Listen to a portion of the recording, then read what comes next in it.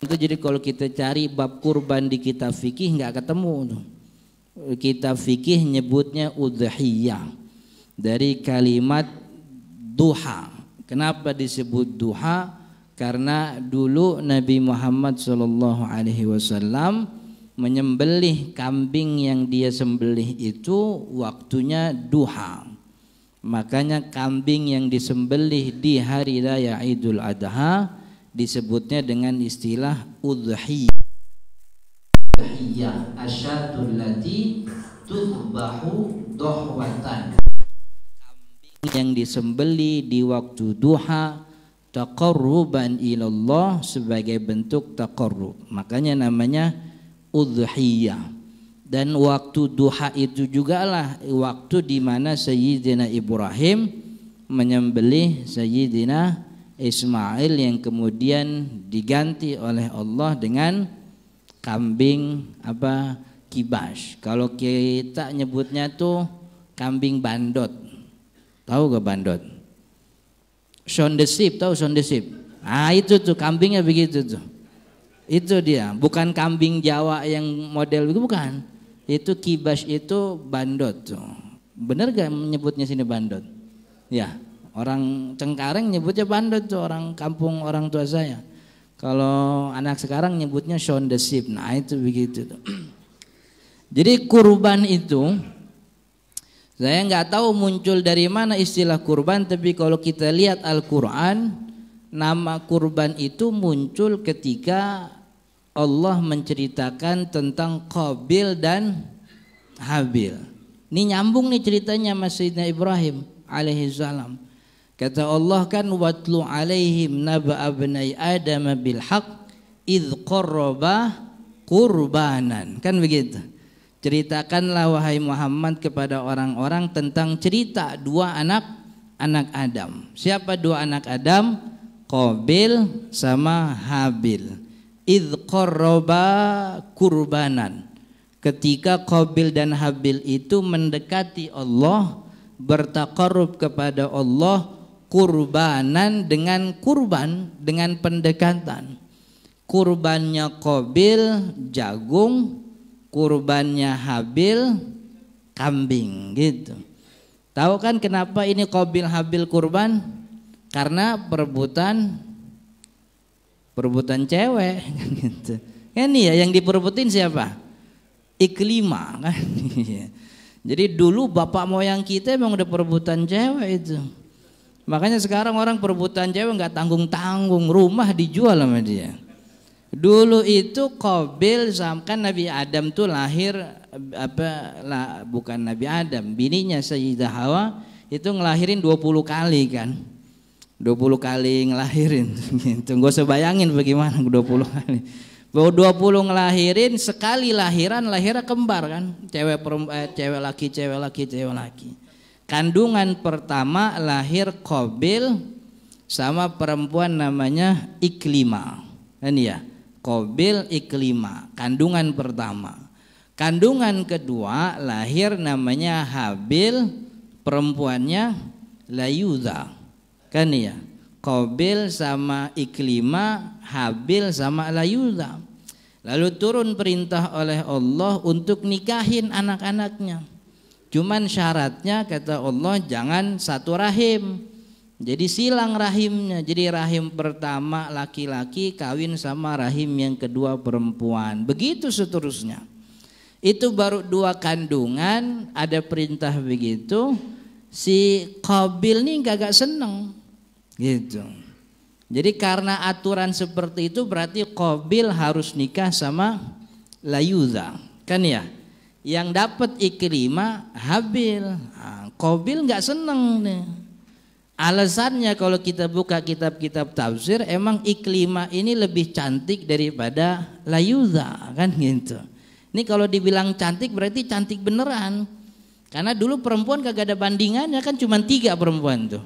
Sayyidah Hawa, Iklimah sama Layudha. Dan dulu kagak ada kamera 360 tuh. Ya orang bisa make up tuh, sekarang dulu nggak ada gitu. Jadi untuk nentuin dibilang cakep emang beneran cakep ini Iklimah. Jadi Qabil pengennya sama Iklimah, anak satu rahim, nggak boleh, harus sama Layudha. Cuman Layudha kurang cakep kan begitu. Karena kurang cakep, Qabil tetap kekeh mau nikah sama Iklimah. Cuman aturannya nggak boleh. Akhirnya turun perintah dari Allah lagi, biarin dia nikah sama yang dia mau, yang penting dia kurban dulu. Siapa yang kurbannya diterima, dia nikah sama yang dia mau, kan begitu. Ini Qabil dari awal emang udah mau kawin kan gitu. Emang tujuannya tuh buat dapat Iklimah. Dia nggak tahu ini perintah Allah, nggak peduli bahwa ini ibadah. Maka kalau kita buka kitab tafsir, ada tafsir Ibnu Katsir menjelaskan Qabil itu emang ini apa sih istilahnya? Apa kalau bahasa kitanya sekarang bawang merah lah begitu. Memang wataknya jelek banget tuh. Orang-orang kita yang wataknya jelek tuh Qabil itu turunannya tuh. Turunannya perhitungan begitu.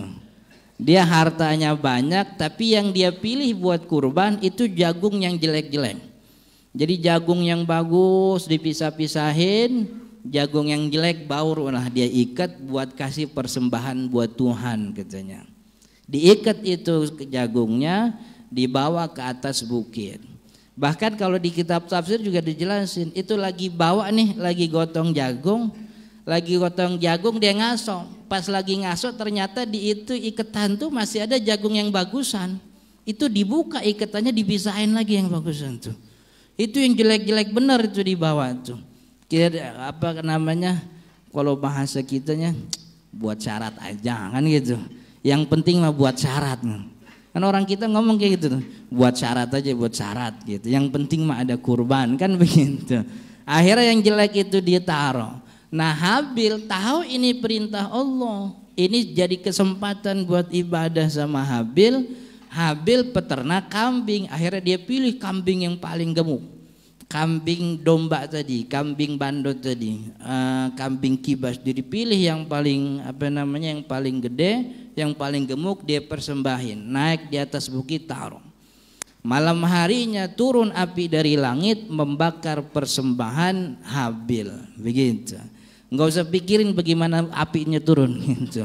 Pokoknya tuh api begitu riwayatnya kita sebut dalam kitab tafsir, itu membakar persembahan Habil, itu tanda persembahan Habil yang diterima oleh Allah.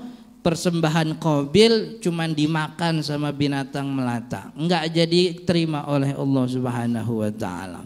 Akhirnya kan marah tuh Qabil karena persembahannya tidak diterima. Qala sa'aqala la aqtulanna, kan begitu. Gue bakal bunuh lo kan gitu, kata Qabil, bahasa kita gitu. Kata Habil, la imbasatta ilaika yadaka litaktulani ma ana bibasiti yadiya ilaika liaktulak inni akhafullaha rabbal alamin. Kan begitu kalimat Al-Quran, kalimatnya Habil. Kalau abang mau bunuh saya, silahkan bunuh saya. Tapi tangan saya nggak bakal saya megang pedang buat bunuh balik abang. Silahkan bunuh saya lebih takut Allah Tuhan semesta alam. Kan begitu. Akhirnya mati itu Habil, dibunuh sama Qabil. Jadi itu pembunuhan pertama terjadi di atas muka bumi ini, Qabil sama Habil, gara-garanya perebutan kan ya, sampai nyawa itu. Makanya laki sekarang kalau berebutan cewek kan apa aja dijabanin sama dia gitu. Bang, katanya abang mau ini, papa mau ketemu abang. Di mana? Di masjid. Kapan itu? Besok subuh, sekalian subuh berjamaah. Wah itu walaupun kagak biasa subuh jamaah, bangun jam 3 itu. Bangun jam 3 mau ketemu calon mertuan, biar dapet ini perempuan kan ya. Orang-orang datang jam 4:30, dia 3:30 udah buka masjid itu. Kan ya. Jadi itu emang wataknya orang yang perhitungan tuh turunannya Qabil. Gitu. Kita turunannya Habil apa bukan? Ya bukan, orang Habil mati gitu. Kan Habil mati dibunuh sama Qabil. Kan? Jadi itu kurban muncul istilahnya di cerita Qabil Habil. Kalau kita ambil hikmahnya, ternyata Qabil itu kurban yang enggak diterima, tapi Habil kurbannya diterima. Kenapa Qabil diterima kurban? Enggak diterima karena Qabil niatnya buruk. Niatnya bukan mempersembahkan kurban kepada Allah, tapi niatnya buat dapat perempuan, niatnya dunia. Maka kita juga sama nih, capek-capek ngumpulin duit beli kambing, patungan sapi, kalau niatnya biar dikata orang sayang gitu. Niatnya biar dibilang orang, masa tetangga gue yang tukang asongan bisa gue kagak kan gitu. Kan akhirnya niatnya jadi berubah. Niatnya biar dikata orang sayang itu. Maka udah ngumpulin capek-capek nih duit, niat yang benar, pasang niat. Kenapa kurban? Saya mau ibadah. Kenapa ibadahnya kurban? Sepanjang tahun saya dikasih rezeki sama Allah. Anak bisa makan, istri bisa makan, sekolah alhamdulillah bisa, kesehatan terjaga. Apa iya setahun kagak ada yang ngasih gede buat Allah? Ah, ini yang gedean nih buat Allah tahun ini. Begitu. Ini sebagai bentuk syukur. Begitu. Jadi niatnya biarin apa kata orang. Yang penting mah kita punya niat dalam hati, sepanjang tahun ini rezeki Allah kagak berhenti-berhenti. Anek mau ngasih balik, ini mah nggak bakal nutupin rezeki Allah, cuma ini sebagai bentuk syukur, begitu kan ya. Yang kedua, Qabil itu nggak diterima karena persembahannya jelek, udah niatnya jelek, ngasih kurban seadanya, begitu. Niatnya udah pengen dilihat orang, ngasih kurban udah yang penting ada dah, begitu, yang penting ada. Ntar kalau gue nyalonin kan ada tuh, gue ketulis pernah kurban sapi, nah gitu. Sapi yang mana aja beli dah, pokoknya biar gue dapet gitu. Jadi asal doang nyarinya gitu. Ada sapi ukuran kambing disembelih sama dia. Kan ada tuh sapi umur apa? Sapi udah kuntet kurus lagi, disembelih biar ini doang. Ah itu jangan. Tapi kalau Habil tahu ini ibadah persembahan yang baik-baik, udah gitu ngasih kambing yang gemuk. Nah kambing itulah itu kambing Habil yang jadi pengganti Nabi Ismail pas waktu Nabi Ibrahim nyembelih. Kan gitu. Falamma tallahu lil jabin qala nadainahu ayya Ibrahim qad saddaqta ru'ya. Ketika itu Nabi Ismail udah di apa istilahnya? Udah ditidurin tuh, siap disembelih sama Nabi Ibrahim. Turun suara dari langit, ya Ibrahim qad saddaqta ru'ya. Ibrahim, kau telah membenarkan mimpimu. Akhirnya itu turun sambil turun kambing, ceritanya begitu. Ada satu riwayat mengatakan Nabi Ibrahim gorok itu, lehernya Ismail udah digorok, tapi tiba-tiba pas digorok lehernya berubah jadi besi, kagak mempan itu. Turun dari langit suara, ya Ibrahim qad saddaqta ru'ya wa fadainahu bidzibhin azim. Nih kita kasih nih dzibhin azim, sembelihan yang lebih agung. Turun kambing tuh, kambingnya Habil itu.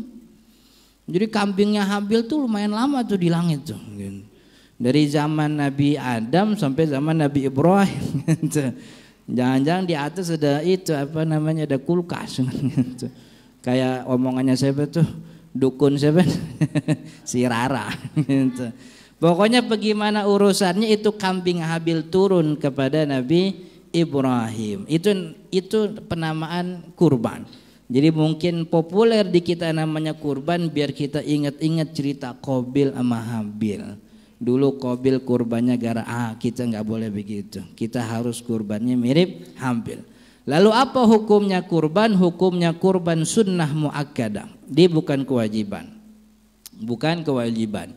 Jadi sepanjang tahun kita kagak kurban juga nggak apa-apa. Tahun ini kagak, tahun besok kagak, tahun-tahun kemarin nggak apa-apa. Hukumnya sunnah muakkadah begitu. Bahkan Sayyidina Umar bin Khattab dan juga Sayyidina Abu Bakar beberapa tahun nggak pernah tidak kurban. Sampai akhirnya ditanya oleh Sayyidina Umar, ditanya oleh beberapa sahabat, kenapa nggak kurban? Biar nunjukin ke orang-orang kalau kurban itu bukan kewajiban. Kurban hukumnya sunnah muakkadah. Karena kalimat hadis Nabi Muhammad juga ngomongnya idza dakhalal asyru wa arada ahadukum. Kalau masuk bulan Dzulhijjah dan kalian pengen berkurban, maka jangan potong kuku, jangan potong rambut. Kan kalimatnya begitu hadisnya. Itu hadis bukan kewajiban, karena ada kalimat kalau kalian pengen berkurban, idza arada ahadukum. Itu kalau dalam kitab usul bukan daripada siyagul ijab, bukan redaksi kewajiban. Kalau redaksi kewajiban tuh kalau sudah masuk bulan Dzulhijjah jangan potong kuku, jangan potong rambut, begitu kan ya. Nggak ada kalimat kalau kalian pengen berkurban, tapi hadisnya bilang begitu. Kalau masuk bulan Dzulhijjah dan kalian pengen kurban, nah, berarti ada yang kagak pengen tuh. Dan Nabi Muhammad bolehin itu. Berarti yang kagak pengen nggak apa-apa potong kuku, potong rambut. Tapi yang pengen, itu bukan kewajiban kalau kayak gitu.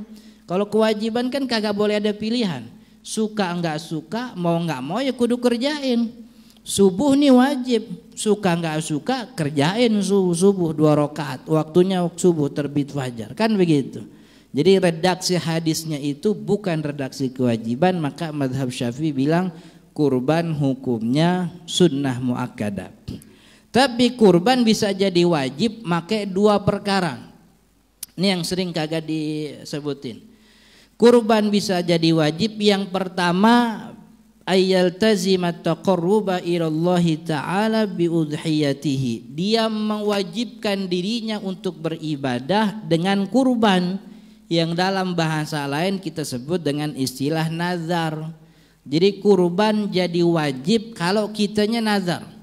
Bagaimana nazar? Nazar itu ijabu kurbatin bisighah, mewajibkan peribadatan bisighah dengan kalimat. Kalimatnya nazar apa? Kalimat nazar itu dengan menyebutkan kalimat sumpah atau kalimat nazar itu sendiri. Saya nazar atau kalimat saya sumpah demi Allah. Kalimat sumpah kan wallahi tallahi billahi. Orang kalau nyebut itu di awal kemudian diikat dengan keharusan beribadah yang sifatnya sunnah, itu ibadah jadi wajib. Demi Allah tahun sekian saya mau kurban. Itu jadi wajib tuh kurban, karena itu siyak nazar, karena itu redaksi nazar. Dia mengucapkan kalimat sumpah diiringi dengan pengharusan beribadah, itu bagian dari nazar, maka kurbannya juga jadi wajib. Orang tua kita juga sama, kalau dulu waktu hidup pernah ngomong begitu, berarti nazar tuh tetap dijalankan walaupun udah meninggal. Jadi nazar itu mewajibkan ibadat yang sifatnya sunnah. Kalau yang sifatnya wajib nggak usah dinazarin lagi, nggak usah pakai nazar. Kan anak sekarang nih lagi model-modelan kan begitu, dia nazar. Saya nazar nih, kenapa? Lagi ngajuin proposal ke bos. Terus gimana? Ini kalau proposal saya gol nih ACC, ntar maghrib saya mau sholat maghrib dah. Maghrib mau wajib, kagak usah dinazarin. Emang udah wajib kagak usah dinazarin, kagak make nazar dia wajib. Nazar itu mewajibkan ibadah yang bukan wajib, yang sunnah. Ada waktu itu artis saya lihat tuh, ntar nih kalau ibu saya sembuh dari penyakit, saya nazar saya mau pakai kerudung. Pakai kerudung mah wajib, kagak usah dinazarin. Itu kemudian kurban jadi wajib kalau dinazarin. Yang kedua, ini yang jadi masalah nih di kita nih. Yang kedua itu, dan ini disebutin oleh ulama Syafi'i, ayyushira ila ma huwa dakhilun fi milkihi min ad-dawabi salihati lil udhiyah. Memberikan isyarat, tadi kan satu jadi wajib gara-gara dinazar. Yang kedua memberikan isyarat kepada apa yang jadi kepemilikannya dari hewan-hewan ternak tersebut untuk kurban. Jadi dia punya kambing, lalu kambingnya disebut emang buat kurban. Ka'ayyakul, seperti orang mengatakan hadhihi udhiyati, ini kurban aneh nih gitu. Kambing punya dia sebut nih kurban aneh nih begitu.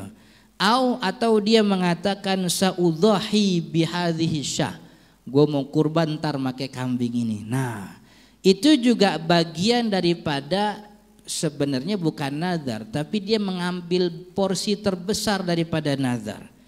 porsi terbesar daripada nazar itu disebut sama ulama namanya ta'yin, menspesifikkan ibadah, menentukan ibadah untuk perkara tertentu. Dia walaupun kagak nyebut kalimat nazar, nggak nyebut kalimat sumpah, tapi dia menspesifikkan satu ibadah tertentu dengan hewan yang dia punya, dan itu jadi syarat ibadahnya itu. Kurban, ibadahnya udah ditentu, udah dia ngomong kurban. Tapi kemudian disebut kambing, padahal kambing itu syarat daripada kurban. Itu berarti dia mewajibkan si kambing itu untuk jadi kurbannya. Makanya omongan kayak gini nih, orang yang ngomong memberi isyarat dengan omongan terhadap kambing, sapi, unta yang dia punya dengan bahwa ini jadi kurban saya, itu mewajibkan kurban. Maka kambing yang itu tuh wajib kurban. Kapan waktu nih kambing belum waktunya, udah masuk Dzulhijjah kemudian dia mati, orang yang udah ngomong ganti pakai duit, duitnya disedekahin. Begitu. Itu makanya untuk menghindari kewajiban kayak gitu, bilangnya jangan ini buat kurban, jangan, bilangnya ini buat kurban sunnah aneh nih. Itu lebih enak tuh. Ini buat kurban sunnah, itu yang guru-guru kita ajarin supaya enggak jadi kewajiban. Karena kalau kewajiban kan kurban enggak boleh dimakan sama kita. Kita yang kurban kan enggak boleh makan. Kalau kurbannya wajib, itu dagingnya kita enggak boleh dapat, semuanya kita sedekahin, gitu. Semuanya kita sedekahin, nggak boleh. Jadi untuk bisa jadi kewajiban memberikan isyarat dengan ucapan itu bahwa ini kurban aneh nih, gitu. Kalau niat beli Ustaz, kalau niat beli yang itu yang jadi perdebatan oleh kebanyakan ulama. Tapi kata Imam Asy-Syirbini dalam Mughnil Muhtad, niat beli itu bukan ta'yin, jadi nggak jadi kewajiban. Cuman ada juga ulama Syafi'i yang bilang niat beli dan belinya emang buat kurban itu jadi kewajiban juga. Makanya repot tuh. Makanya yang paling enak kita pakai pendapat Imam Asy-Syirbini bahwa niat beli bukan niat kurban, dan kalau niat beli ngomongnya jangan pakai kurban, tapi ngomongnya mau kemana? Tukang kambing, ngapain? Mau lihat kambing, buat apaan? Ya mau kurban sunnah, begitu tuh. Enak tuh mau kurban sunnah. Jadi supaya kurban itu tidak menjadi kewajiban. Karena kalau jadi kewajiban itu pekurban kagak boleh makan gitu. Nggak boleh ngambil barang sedikit aja, nggak boleh. Karena kurbannya kurban wajib. Kalau dia kemudian makan itu kurbannya, katakanlah dia makan seplastik, dapat di seplastik 1 kilo atau dari daging yang dia sembelih dan itu wajib. Maka dia wajib ganti 1 kilo itu, bayar. Ini 1 kilo kira-kira di pasar berapa, ya udah kasih duitnya buat fakir miskin. Jadi karena udah jadi kewajiban maka harus diganti pakai sedekah, begitu. Itu kurban hukumnya sunnah dan bisa jadi wajib gara-gara 2 tadi. Pertama karena nazar, yang kedua karena isyarat menentukan, isyarat yang memberikan spesifik ibadah terhadap kambing tersebut. Kemudian kepada siapa nih? Hukum sunnah kurban ini ditujukan kepada siapa? Man ahwal mukhatab bil udhiyah, siapa yang ditujukan kesunahan kurban? Yang ditujukan kesunahan kurban itu pertama orang al-Islam, yaitu orang Islam. Yang kedua al-bulugh wal aqlu, orang yang balik dan berakal, artinya orang mukallaf. Artinya anak kecil walaupun duitnya rada banyak gara-gara dapat warisan, enggak ada kesunahan kurban. Kenapa? Karena belum balik, gitu. Jadi yang kena sunnah kurban itu Islam, balik, berakal, lalu yang keempat nanti punya duit dia, gitu. Maka kalau ada orang 4 ini terpenuhi, maka ketika datang Idul Adha dia sunnah kurban. Berarti kalau enggak kurban dosa, enggak dosa, namanya juga sunnah. Cuman dia mendapat kemakruhan, kan ya, dapat kemakruhan. Karena kan Nabi Muhammad bilang man lahu sa'ah, siapa orang punya keluasan harta, walam yudhahi, tapi dia tidak kurban, fala yaqrabanna musallana, jangan dekat-dekat tempat sholat kita lagi. Nabi Muhammad kan ngomong gitu, benar apa enggak? Kan ya, Siapa yang punya keluasan harta tapi dia nggak kurban, lu jangan deket-deket sini lagi dah. Bahasa kita gitu. Tuh kalau bahasa kita tuh bahasa orang marah itu. Ya. Lu kalau dukung sono jangan main sini dah. Ini mah pendukung beda lah gitu ibaratnya. Lu punya duit tapi nggak beli mobilan kayak kita, bukan teman kita loh. Gitu. Lu punya duit tapi nggak kurban, jangan main sini dah. Ini khusus main, itu hadisnya begitu. Hadis riwayat Imam Ad-Darqutni tapi diperdebatkan kesahihannya. Cuman ini jadi dalil oleh mazhab Imam Abi Hanifah bahwa kurban itu wajib begitu. Karena redaksinya itu redaksi pengingkaran. Nabi Muhammad mengingkari orang yang punya keluasan harta tapi enggak kurban. Tapi kata ulama Syafi'i hadisnya enggak sahih. Jadi tetap kurban itu hukumnya sunnah. Cuman yang punya kemampuan 4 itu terpenuhi, dia Islam, balik, berakal dan mampu. Nanti kita jelasin mampu, tapi dia gagal kurban, maka dia kena kemakruhan. Islam, balik, berakal, mampu. Lalu siapa yang dikatakan mampu? Bi ayyamlika qimataha zaidatan an nafaqatihi wa nafaqati man huwa mas'ulun anhum ta'aman kiswatan wa maskanan khilala yaumal aidi wa ayyamit tasyrik. Ini terjemahnya orang yang mampu, dia punya sejumlah uang untuk beli hewan kurban zaidatan, yang mana uang tersebut adalah kelebihan. Bukan itu sebenar-benarnya dia punya, tapi itu dia punya itu, katakanlah kambing 3 juta. Yang paling kecil, yang paling minimal untuk sahnya kurban 3 juta. Dia punya 3 juta, 3 juta itu zaidah, kelebihan daripada nafkah dirinya, nafkah orang yang ditanggungnya selama 4 hari. Hari Idul Adha 10 dan hari Tasyrik 10, 11, 12, 13. Itu namanya mampu. Dia punya uang untuk hewan kurban yang itu kelebihan dari nafkah dirinya, orang yang ditanggungnya selama 4 hari. Contoh nih, orang punya duit 4 juta misalnya, dia punya duit 4, malam takbiran dia megang nih 4 juta nih, dapat punya 4 juta. Kambing kan paling apa istilahnya, yang paling minim untuk sah kurban kira-kira 3 juta, 3 juta setengah lah begitu ya, 3.500.000. Berarti kan dia cuman sisa punyanya 500. Nah 500 cukup gak buat nafkah dia sama orang yang ditanggungnya sampai 4 hari gitu. Nanggung berapa orang Ustaz? Saya sih nanggung cuman istri doang, ya belum punya anak. 500.000 sampai 4 hari cukup gak? Saya sama bini saya mah cukup Ustaz. Alhamdulillah bini saya makanya gak banyak-banyak gitu. Alhamdulillah itu 500.000 cukup 4 hari cukup. Tapi kecukupan itu mencakup maskan, ta'aman, wa kiswah. Tempat tinggal, pakaian, sama sandang, pangan, papan, makan, tempat tinggal, pakaian. Kira-kira cukup gak? Alhamdulillah Ustaz, kontrakan sudah bayar kan ya. Terus makanan 500.000 itu cukup. Pakaian alhamdulillah udah punya pakaian Ustaz, insyaallah 4 hari cukup. Gitu, berarti dia mampu tuh. Walaupun sisanya 500.000 tapi dia mampu, karena 3.500.000 itu di luar daripada kebutuhan selama 4 hari gitu. Tapi bisa jadi orang yang punya duit lebih banyak dia dibilang gak mampu, karena mungkin dia menafkahi anak lebih banyak kan begitu. Punya duit 7 juta, malam takbiran megang 7 juta, kambing berapa kira-kira 3,5 juta. Berarti kan sisanya 3,5 juta lagi.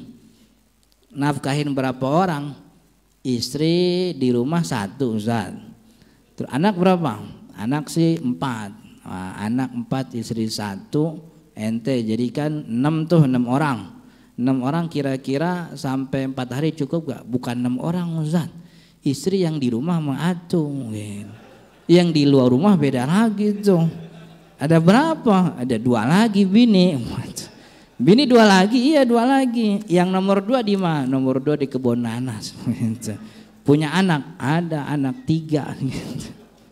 Anak 3. Di sini istri pertama 4, 7, bini 2, udah 9. Istri ketiga Ustaz. Rada lumayan cakep banget Ustaz. Kagak usah diomongin cakep gitu. Istri ketiga anaknya 2, tambah 2 3. Jadi 9 tambah 3 berapa tuh? 12 sama dia 13. Dia nafkah 13 orang 3.500.000 4 hari cukup apa enggak? Mertua saya ikut di rumah Ustaz. Mertuanya laki bini. Sebenarnya Ustaz kalau cuman anak istri sama cukup, cuman mertua saya ini rada repot Ustaz. Dia kalau nggak KFC kagak mau makan itu. Wah itu repot. Kira-kira cukup gak tuh 3.500.000 4 hari? Kan ya kalau cukup ya berarti dia mampu.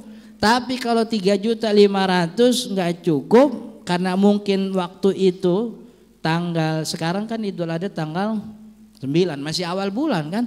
Cicilan masih kena itu. Kan biasa cicilan dari tanggal 1 sampai tanggal 15, tengah kan gitu, 1 sampai 15. Berarti masih ada cicilan yang kudu dibayar itu, kontrakan kudu bayar. Saya sih punya Ustadz kelebihan, cuman lebihnya nih kontrakan, jatuh tanggalnya tanggal 12. Misalnya bikin 12 kan masih hari tasyrik tuh, berarti dia nggak mampu. Jadi yang dikatakan mampu itu dia punya senilai hewan kurban dan senilai hewan kurban itu kelebihan daripada kebutuhan. Kalau dia punya tapi ternyata itu untuk menutupi kebutuhan selama 4 hari, berarti dia nggak mampu. Kira-kira kita mampu apa enggak tuh segitu itu? Mampu lah, orang kita mau jangankan 4 hari, setahun kita udah jaga-jaga kan ya. Setahun kita udah jaga-jaga nih ntar anak masuk bulan Juli nih biayanya udah kita kantongin tuh gitu. Bahkan anak sekarang tuh anaknya belum TK dia udah bikin asuransi pendidikan buat anaknya sampai kuliah. Ada kayak begitu? Ada tuh kan ya, berarti kategorinya mampu itu. Kalau mampu begitu kagak kurban Ustaz ya nggak apa-apa, namanya juga kurban hukumnya sunnah. Cuman kan jadi kena kemakruhan kan ya. Kalau kena kemakruhan dikumpulin setiap tahun kan lama-lama jadi gede itu makruh, pecah jadi haram juga akhirnya kan itu. Makanya setidaknya kalau yang mau kurban kalau nggak kurban jangan bertahun-tahun. Sepanjang tahun mampu tapi sepanjang itu juga nggak kurban. Jadi kalau emang mau nggak kurban minimal tahun kemarin kurban. Sekarang prek dulu dah gitu. Ntar tahun depan lagi. Begitu. Tapi kalau punya kemampuan disunnahkan untuk itu yang namanya kepada siapa disunnahkan. Dan kalau ada 5 orang dalam suatu keluarga, ini juga perlu diluruskan, 1 kambing kagak bisa buat sekeluarga. 1 kambing 1 orang. Dalam mazhab Syafi'i ada namanya sunnah kifayah. Kurban itu hukumnya sunnah kifayah untuk 1 keluarga. Ini keluarga ada 5 orang nih, ada emaknya, bapaknya, anaknya 3. Ini 5-5-nya mampu semua nih. Bapaknya masih pensiunan pegawai, dapat nih punya duit. Dulu waktu dapat pesangon bikin usaha, dia usaha punya. Istrinya punya usaha rias pengantin misalnya begitu. Pokoknya punya nih. Anak yang pertama punya usaha nyewain tenda gitu. Barengan nih dia. Jadi kalau pengantin tendanya sama anaknya kan gitu. Anak yang kedua punya catering. Gitu sekalian tuh. Yang ketiga nih pegawai swasta. Ini 5-5-nya mampu nih. Ini 1 rumah 5 orang mampu semua. Maka untuk 5 orang ini kurban hukumnya sunnah kifayah. 1 dari 5 orang ini kurban, 4 orang lainnya nggak kena kemakruhan. Kenapa? Karena tinggal dalam satu rumah. Nabi Muhammad yang menyebut ala kulli ahli bait udhiyah. Untuk setiap 1 rumah hendaknya ada 1 kurban. Itu yang kemudian disebut oleh ulama Syafi'i namanya sunnah kifayah. 5 orang mampu semua dalam 1 rumah. 1 kambing nih anak pertama yang kurban 1 kambing. Maka 1 kambing itu menggugurkan kemakruhan. Bukan buat rame-rame tapi kemakruhan. Gua kan mampu tapi gua gak kena kemakruhan. Kenapa? Anak gua udah kurban. Tuh namanya begitu. Persis kayak kita hukumnya fardu kifayah. Fardu kifayah contohnya apa? Sholat jenazah.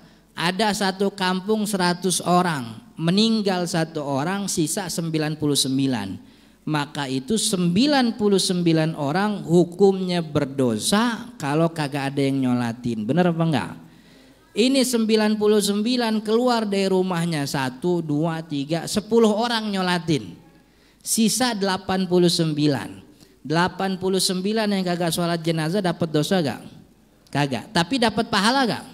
Kagak. Sunnah kifayah juga begitu. Ini 5 orang mampu semua. Yang kurban anak terakhir. Yang dapat pahala kurban siapa? Anak terakhir yang kurban. Sisanya dapat pahala kurban gak? Kagak. Cuman dia dibebaskan oleh Allah dari kemakruhan. Karena ada 1 orang di rumahnya yang kurban. Itu namanya 1 kambing buat sekeluarga. Jadi jangan diartiin kita buat rame. Jangan begitu. Orang sapi yang gedean aja 7 orang. Sapi yang gede cuma 7 orang, masa kambing bisa rame-rame? Kan iya. Dulu Ustadz Nabi Muhammad itu kurban 2 kambing, 1 buat dirinya dan keluarganya, 1 lagi buat dirinya dan umatnya, kan gitu. Hadza minni wa an hadza anni wa an ahli. Ini untukku dan keluargaku, yang kemudian 1 lagi ini untukku dan umatku. Itu tidak diartiin bahwa 1 kambing buat rame-rame. Istrinya Nabi ada 11. Nabi Muhammad istri 11, anaknya 6. Udah 17. Apa ya kambing buat 17 orang? Padahal waktu haji wada Nabi Muhammad bilang sapi cuma 7 orang. Kan kagak masuk di angka. Nabi Muhammad yang batasin sendiri sapi buat 7 orang. Bagaimana iya itu 1 kambing buat rame-rame? Belum ini 1 kambing buat dia dan umatnya. Umatnya ada berapa miliar coba? Dari dulu zaman Nabi sampai sekarang. Makanya itu diartikan sunnah kifayah bagi keluarga. Lebih baik kepala keluarga yang kurban. Dan itu juga sunnah bagi pemimpin. Makanya dalam pandangan jumhur ulama sepakat. Orang yang jadi pemimpin kaum itu disunnahkan kurban pakai duit dari Baitul Mal. Dari hadis Nabi yang tadi tuh 1 kambing buat umatnya. Jadi kalau kita punya presiden kurban pakai APBN boleh sebenarnya. Itu sunnahnya begitu emang. Walaupun APBN kita nggak sebut Baitul Mal, tapi kan jatuhnya dia pemimpin. Jadi kurban itu untuk dirinya dan warganya, penduduknya, begitu. Jadi jangan diartiin 1 kambing buat sekeluarga, jangan gitu.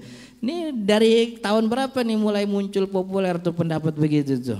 Tahun model orang Wahabi rame di Indonesia kan begitu. Karena nerjemahin hadis Nabi begitu, asal aja. Ulama kita nggak ada yang bilang begitu. Jadi 1 kambing itu untuk 1 keluarga, maksudnya sunnah kifayah gitu. Karena hadis Nabi membatasi sapi sampai 7 orang.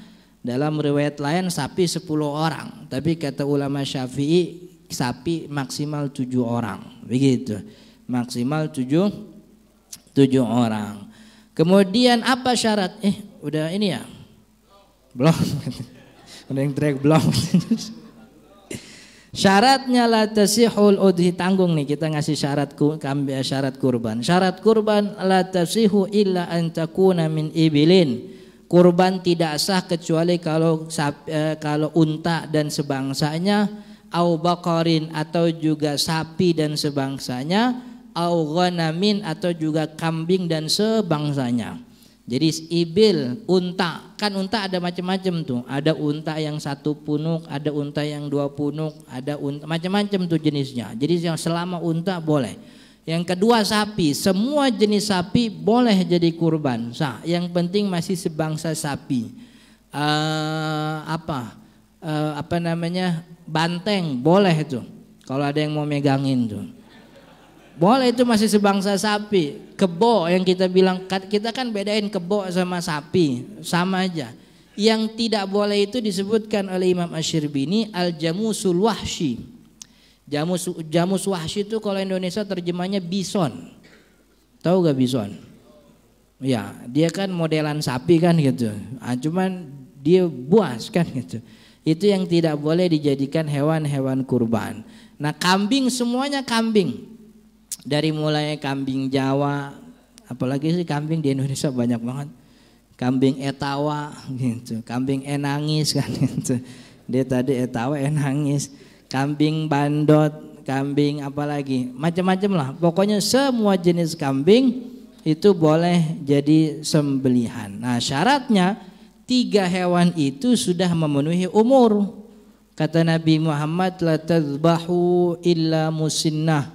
Jangan sembelih kecuali yang hewan yang musinnah, sudah sampai umurnya. Berapa musinnahnya unta? Unta musinnahnya itu 5 tahun. Jadi kalau belum 5 tahun nggak boleh sembelih unta. Sapi, kalau sapi 2 tahun. Jadi udah 2 tahun mentok 2 tahun, masuk ke 3 tahun baru boleh.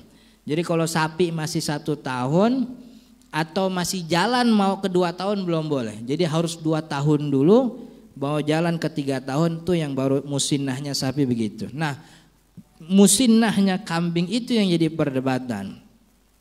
Kata sebahagian ulama di dalam mazhab Syafi'i juga perdebatan. Kambing itu musinnahnya sebahagian mengatakan 2 tahun sama kayak sapi. Jadi 2 tahun masuk 3 tahun gitu. Orang Indonesia rada nggak suka tuh karena 2 tahun tuh udah alot banget itu kan ya. Biasanya orang Indonesia suka yang muda kan gitu. Tapi sebagian ulama menyebut musinnah kambing itu 1 tahun. Jadi untuk memudahkan biar orang-orang bisa pada kurban, pendapat 1 tahun nih bagus nih buat kita pakai supaya orang mau kurban enak nyarinya. Dan yang kayak gini jangan nanya sama pedagang. Pedagang tuh kagak ngerti umur, yang penting dagangannya laku gitu. Jangan nanya. Pokoknya ini udah cukup umur nih. Udah cukup ini. Oh, nah orang dagang mau dibagus-bagusin kan ya. Kalau berani sumpah bersumpah dia demi Allah kan gitu. Kan ya. Jadi yang namanya kayak gini belajarnya di majelis taklim, jangan nanya di tukang kambing. Tukang kambing penting dagangannya laku. Tuh kambing dari Jawa berapa aja umurnya taruh di situ, yang penting laku kan gitu. Kambing ya umur 6 bulan. 6 bulan dipajang di situ. Kan jadi itu namanya kambing. Jadi antara 1 tahun atau 2 tahun. Jadi pendapat yang bilang 1 tahun tuh bagus, memudahkan. Illa ayyasura alaikum, kata Nabi Muhammad, kalau emang sulit nyari yang 5 tahun unta, 2 tahun sapi, 1 tahun kambing, atau emang duitnya kurang cukup, fatadbahu jaz'atan minadh-dhani, maka sembelihlah jaz'ah daripada adh-dha'n. Doan itu kambing domba. Yang tadi kita bilang kambing bandot, tapi yang jaz'ah. Jaz'ah itu bahasa kitanya anak puber, itu namanya jaz'ah gitu. Jadi kambing itu domba belum tua amat tapi udah lenje tuh gitu.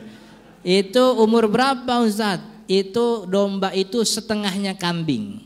Domba umurnya setengahnya kambing.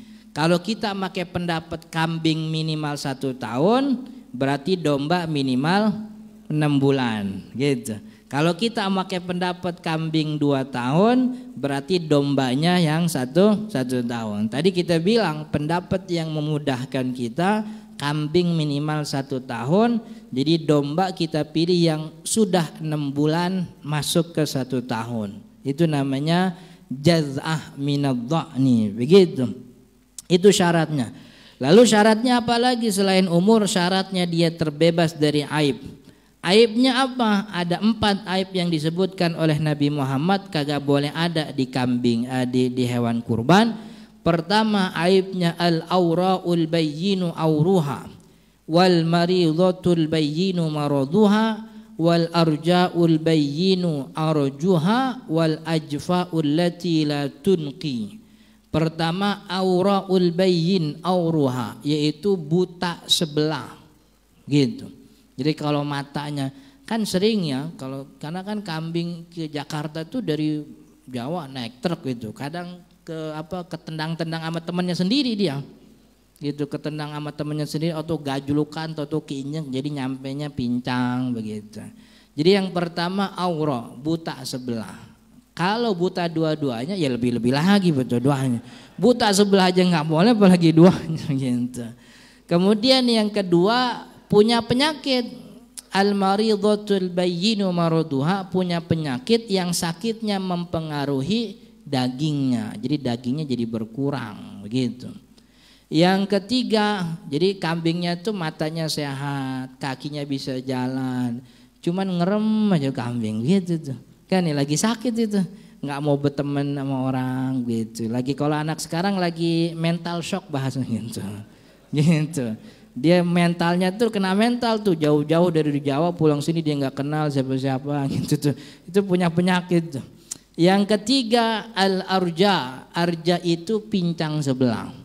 Jadi kalau pincang dua-duanya apa empat-empatnya ya lebih haram lagi. Jadi pincang sebelah.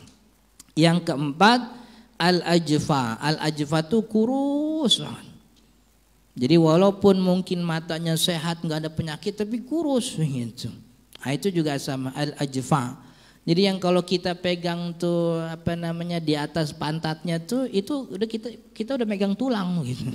Udah nggak megang daging lagi tuh kambing. Kan ya? Pokoknya kurus, itu yang enggak, itu 4.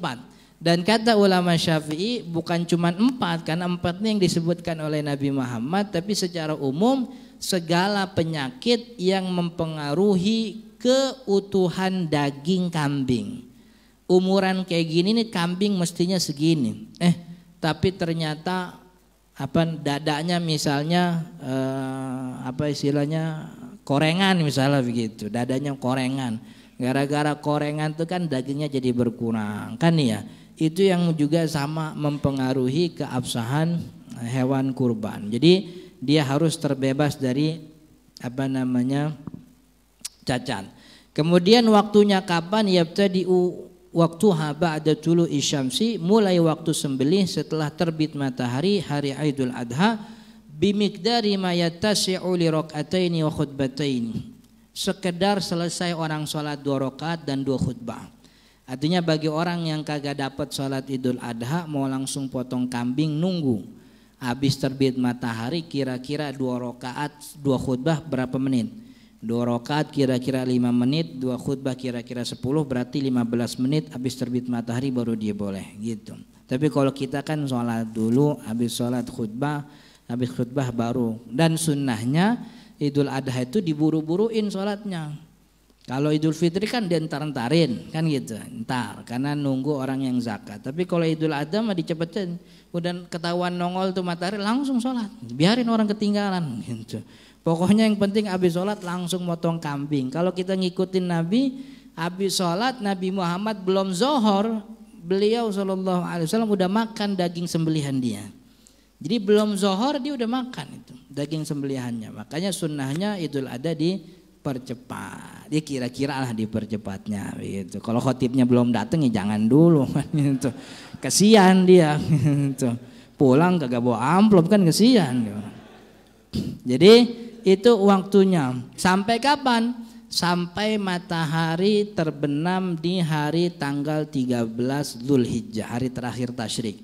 Jadi sekarang Idul Adha tanggal berapa sih sekarang? 9, 10, 11, 12.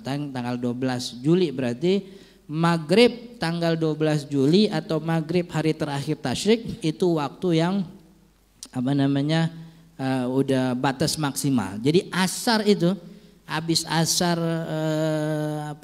habis asar tanggal 12 Juli, tanggal 13 Dzulhijjah itu masih boleh. Itu juga sama waktunya dengan waktu takbiran.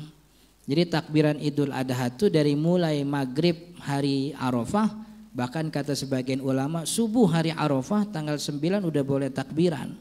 Takbirannya habis sholat fardu. Dari mulai tanggal 9 Arafah sampai asar tanggal 13. Disunnahkan setiap selesai sholat fardu baik sendiri atau berjamaah takbiran. Dari mulai hari Arafah subuh begitu, atau sebagian lain mengatakan dari mulai subuh hari Idul Adha. Tapi saya lebih suka pendapat yang hari Arafah, dari Arafah subuh sampai kemudian tanggal 13 asar 13. Itu waktu takbiran gitu. Lalu kemudian apa lagi nih? Tadi kita ngomongin panitia. Kalau panitia dikatakan sebagai wakil kurban, itu sah saja. Panitia tuh ngikutin kemana sih? Panitia ngikutin Sayyidina Ali, karena dulu Sayyidina Ali radhiyallahu an pernah dititipi oleh Nabi Muhammad unta sembelihan Nabi. Jadi satu waktu Nabi Muhammad pernah sembelih unta 100 ekor. Nabi Muhammad sembelih kira-kira sampai 37 apa 67, saya lupa hadisnya. 67 ekor selesai, berarti itu Nabi Muhammad emang badannya kuat banget itu. Nabi Muhammad emang orang kuat. Jadi makanya jadi muslim jangan lenje-lenje begitu. Gede kalau ngeliat perempuan apa laki-laki lenje itu gitu. Di kitab fikih ada penjelasan haram melihat laki-laki yang cantik, namanya amrod. Amrod itu laki-laki cantik, laki-laki yang cantik gitu, mukanya putih bersih, cantik kayak perempuan, karena dikhawatirkan muncul nafsu. Kalau kita sekarang namanya orang anak Korea, itu anak Korea. Laki-laki cantik. Cuman saya pikir dalam hati, saya ngeliat orang Korea kagak nafsu, bawahnya mau nonjok aja begitu.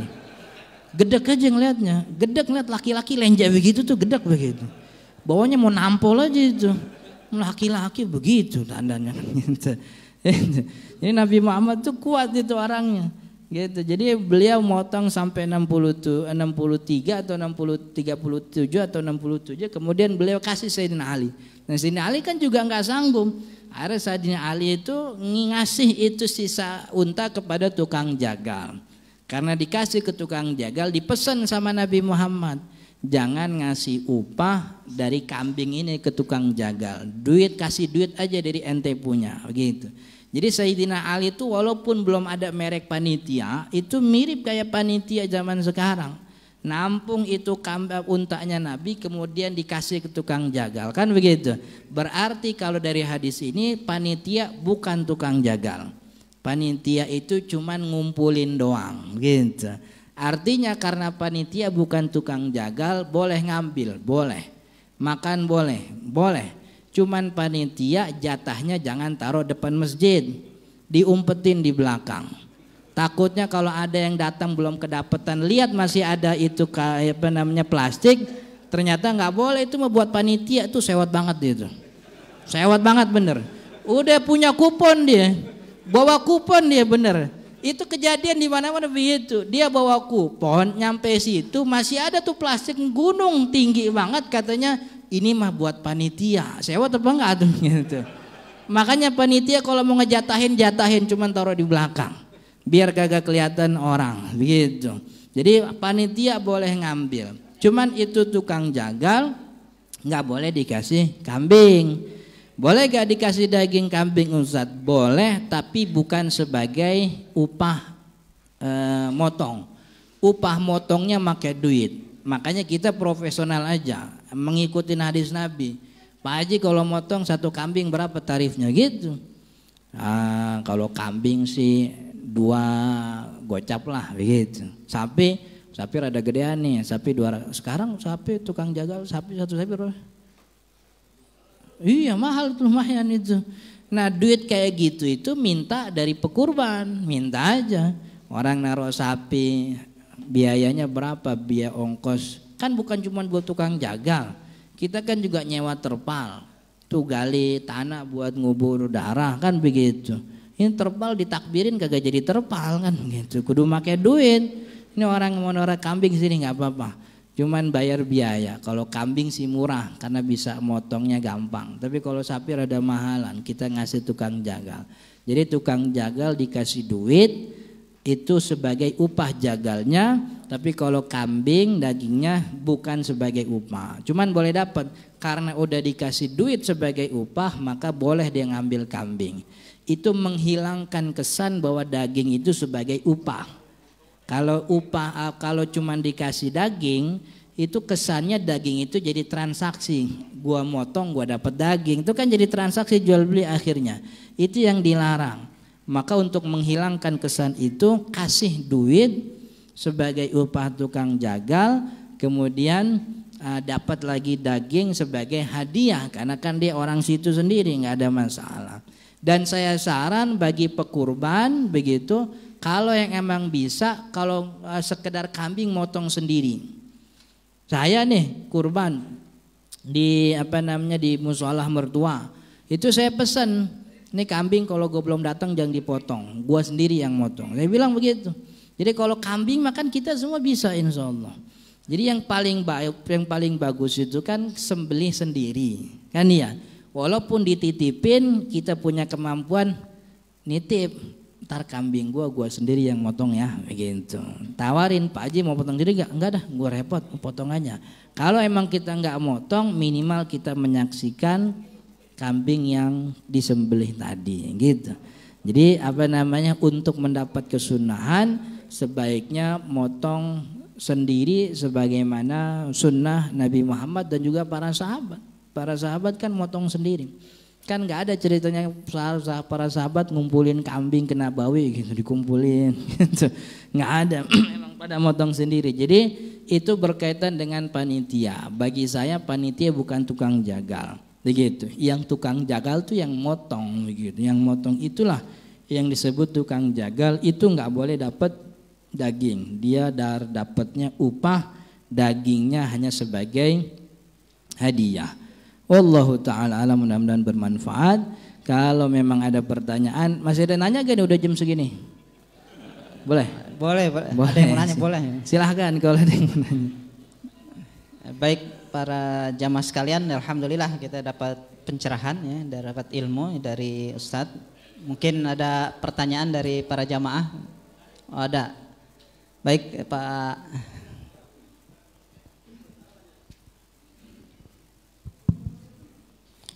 Bismillahirrahmanirrahim. Assalamualaikum warahmatullahi wabarakatuh. Mohon maaf Pak Ustadz, mau tanya, kalau untuk kurban ini kan sunnah. Kalau kita udah melakukan beberapa kali terusan kita atas nama untuk almarhum ya, untuk orang tua kita, terus untuk anak-anak kita, bagaimana gitu? Itu aja mungkin pertanyaan saya. Terima kasih. Assalamualaikum warahmatullahi wabarakatuh. Assalamualaikum warahmatullahi. Jadi kurban untuk diatasnamakan. Kalau saya kan udah Ustadz tahun kemarin, bini saya belum nih. Ini duit nih buat bini saya, ini buat kurban. Kalau orang yang diatasnamakan masih hidup nggak apa-apa, bagus itu. Jadi rata semuanya. 5 orang di rumah, 5-5-nya kurban. Tahun ini. Yang penting yang diatasnamakan tuh tahu. Gitu, jangan kita beli aja gitu. Habis itu motong diri aja, anaknya kagak tahu. Lah itu kurban buat gua itu kan. Dia nggak tahu. Jadi minimal dikasih tahu, dan itu sangat baik sekali supaya kesunahannya merata. Yang jadi masalah itu kurban untuk orang yang sudah meninggal di rumah kita. Jadi orang tua kita misalnya. Kalau pendapat resminya mazhab Syafi'i, kurban untuk keluarga yang sudah meninggal itu tidak sah. Karena tidak sah maka jatuhnya sedekah begitu. Kecuali si mayit itu pernah nazar atau pernah berwasiat. Ini pendapat resmi Syafi'i begini. Jadi pendapat yang difatwakan oleh mazhab Syafi'i, kurban untuk orang yang meninggal itu tidak disahkan. Kalau tetap dipaksakan jadinya sedekah daging biasa, begitu. Kecuali si mayit sebelum meninggal pernah nazar belum terlaksana atau pernah wasiat. Jadi sebelum meninggal dia wasiat, ntar kalau gua meninggal itu warisan sisain duit 3 juta apa barang 5 juta. Buat apaan Pak? Buat beli kambing, gua belum pernah kurban, gitu. Udah wasiat begitu, meninggal. Datang Idul Adha kita kurban buat almarhum yang sudah meninggal untuk penunaian wasiat. Tapi kalau nggak ada nazar, nggak ada wasiat, mazhab Syafi'i tidak melegalkan kurban untuk orang yang meninggal. Itu pendapat resmi Syafi'i. Tapi di dalam mazhab Syafi'i ada namanya Imam Nawawi. Imam Nawawi Ad-Dimashqi, beliau punya kitab Al-Majmu'. Beliau punya kitab Riyadhus Shalihin. Riyadhus Shalihin itu yang nyusun Imam Nawawi. Imam Nawawi dalam Al-Majmu' dia bilang innamal udhiyatu dharbun minas sadaqah. Udhiyah itu salah satu bagian daripada sedekah. Maka karena sedekah itu boleh atas orang yang meninggal, maka kurban juga sama. Ini pendapat yang banyak dipakai di Indonesia. Walaupun bukan pendapat resmi Syafi'i, tapi ini yang dipakai banyak nih. Jadi kalau pendapat Syafi'i yang ofisialnya begitu mazhab enggak, tapi ini pendapat Imam Nawawi, boleh kurban atas nama orang meninggal karena kurban bagian daripada sedekah. Karena sedekah boleh atas orang meninggal, berarti kurban juga sama. Oke? Ada lagi? Satu lagi aja Ustaz, karena udah siang ya, mungkin banyak yang akan ditanyakan, tapi udah ada yang WA dari ibu-ibu. Assalamualaikum Ustaz, saya mau tanya masalah kurban di sekolah. Biasanya kalau hari raya kurban pihak sekolah minta uang kepada setiap murid untuk kurban. Bagaimana hukumnya, dan terkadang tidak disebutkan atas nama siapa kurban itu. Itu Ustaz. Kalau ngukurnya pakai syariat kurban, itu kan bukan kurban jatuhnya. Karena satu kambing atas nama bukan satu orang, atas nama kelas 3C. 3C berapa orang itu isinya kan gitu. Jadi untuk dikatakan kurban yang sah secara syariat kan bukan. Tapi semangatnya kita harus apresiasi. Jadi sekolah punya semangat untuk ngajarin ke anak-anaknya bahwa hari raya kurban tuh ada penyembelihan hewan ternak, dan itu bagus gitu.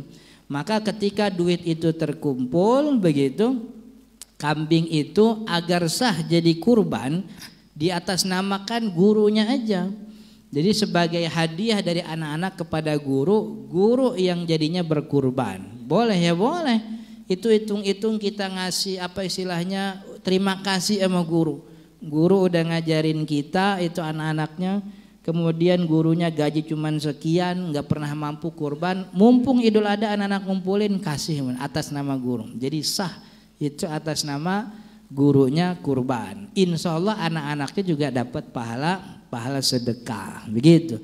Jadi kalau kurban mah bukan kurban, tapi itu jadi sedekah, dan insya Allah sah kalau di atas namakan gurunya. Oke? Baik, mungkin cukup saya karena sudah cukup siang, tapi sebelum kita tutup ya diinformasikan dari panitia kurban ya, Masjid Taufikur Rahman ya telah membentuk panitia dan telah menerima dan menyalurkan hewan kurban para jamaah sekalian yang terdaftar pada saat ini sudah 4 orang ya, 4 orang artinya untuk hewan sapi nanti insya Allah, kurang 3 lagi untuk 1 ekor sapi. Tapi insya Allah kita akan dapat sumbangan hewan kurban ya, seperti tahun-tahun lalu 1 ekor. Jadi ya kemungkinan insya Allah udah ada 4/7 ya, 4/7. Oleh karenanya para jamaah untuk bisa mau berkurban ya bisa menyalurkan lewat Masjid Taufikur Rahman.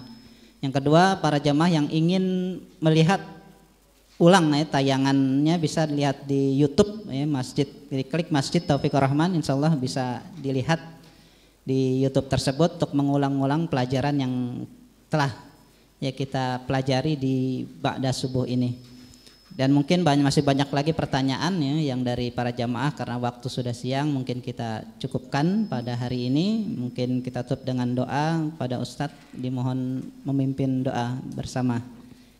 Al-Fatihah. Mudah-mudahan apa yang kita laksanakan jadi ibadah kita, ilmunya bermanfaat, yang hadir di sini sehat badannya, gampang rezekinya, panjang umurnya.